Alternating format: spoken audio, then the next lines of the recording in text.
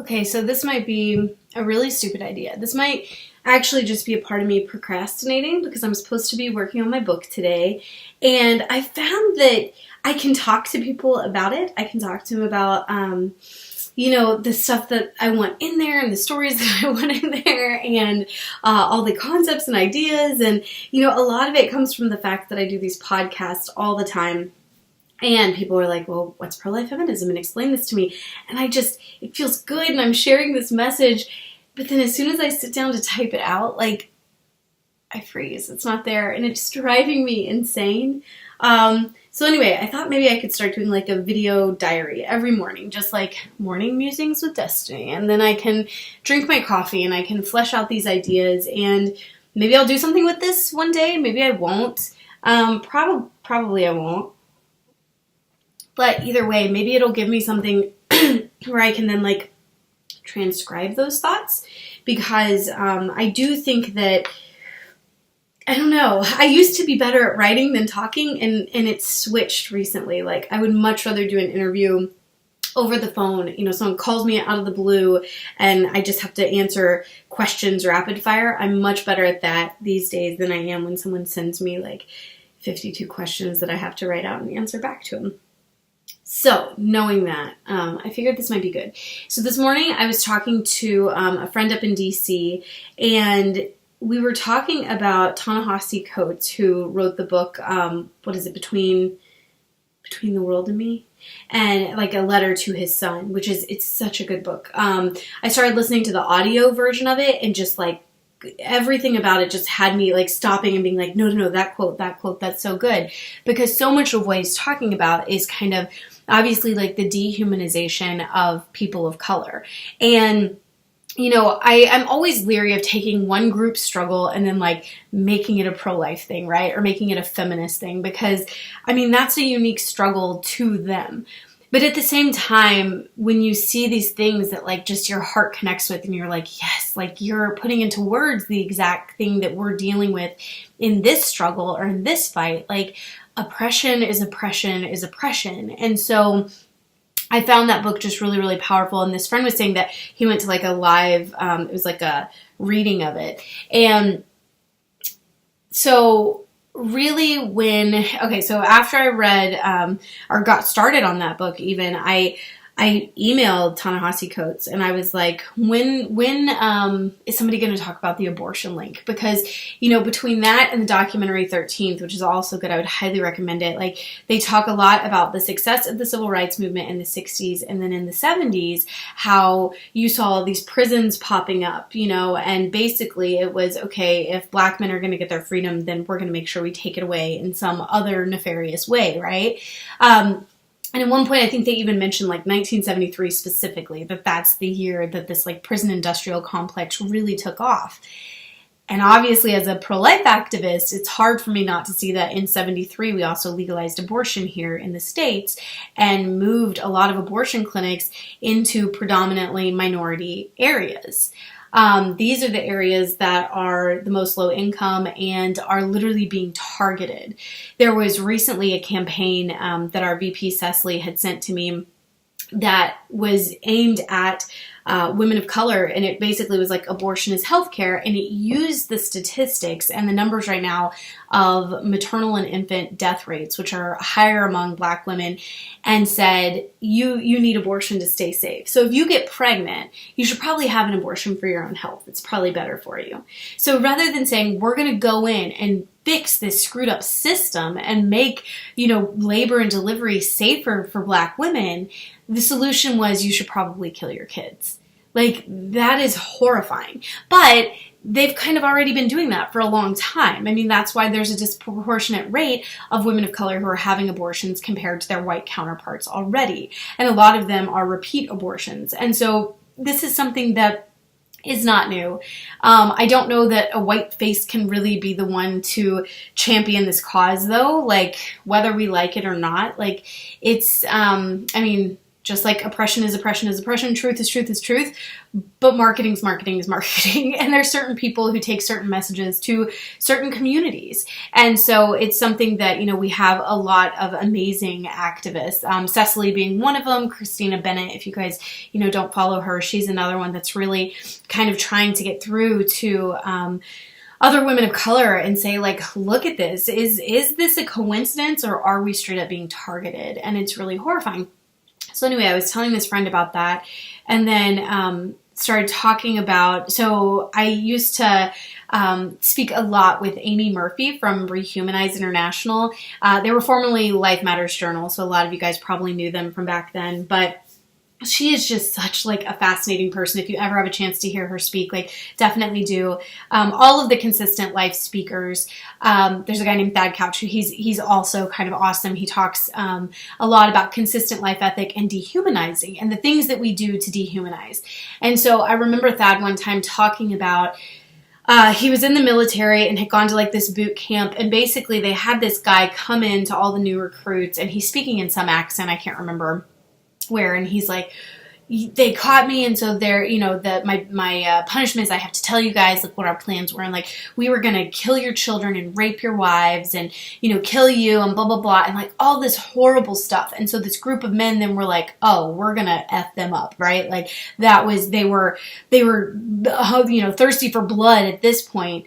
And he says like they go out, and I can't remember if it was that he was working at this boot camp years later or whatever, but basically sees the guy, the prisoner, and the accent's gone, and he's an American soldier in the military as well, and basically had just been sent there to dehumanize the enemy so that it made it easier for them to kill the enemy. That to me is just such a fascinating and horrifying and heartbreaking and illuminating. Like, we have to realize this happens all the time, right?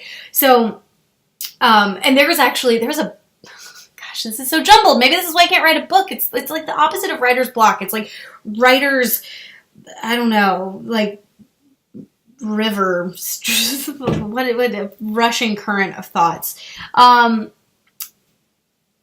Black Mirror. There was a Black Mirror that kind of had the same thing, where there was this military guy who he puts on his helmet and goes out, and like they have to shoot these aliens that are everywhere, that are like infesting these like little houses on these farms and stuff, and they go in and they spot him and they find him, and then they're just like blowing him away, and then all of a sudden there's a glitch in his screen on his helmet, and they're human beings.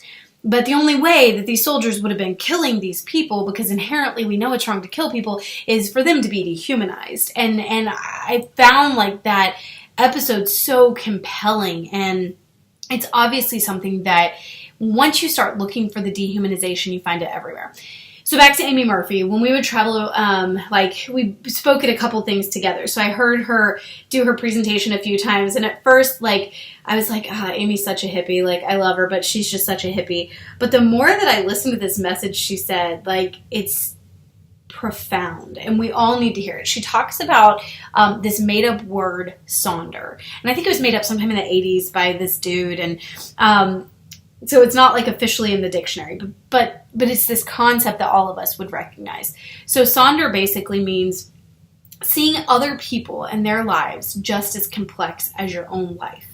So rather than what a lot of us tend to do, like, I'm going through all this stuff and I just have this very like complicated life and this inner monologue, and here's my background and my experiences and all this, like, it's so rich, right? And then we see like a janitor or, someone working at a gas station or whatever, and like they're an extra in our life.